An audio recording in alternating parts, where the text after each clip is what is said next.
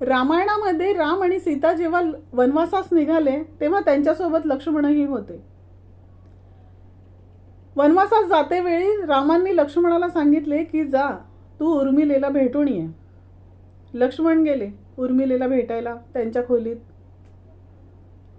परंतु लक्ष्मण जेव्हा उर्मिलेला भेटायला गेले तेव्हा त्यांनी फक्त त्यांचा निर्णय कळवला, तो म्हणजे मी जात आहे. एवढेच वाक्य ते उर्मिलेपाशी बोलले. मी जाऊ का किंवा मी जाऊ की नको असे कुठलेही प्रश्न लक्ष्मणाने उर्मिलेला विचारले नाही.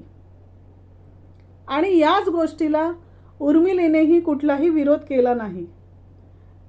आपला पती आपल्यापासून 14 वर्ष लांब राहणार आहेत ही गोष्ट माहीत असून सुद्धा उर्मिलेने विरोध केला नाही किंवा कुठलाही प्रश्न विचारला नाही, कारण उर्मिला जाणून होती लक्ष्मणाच्या मनात रामाबद्दलचा आदर आणि बंधुप्रेम.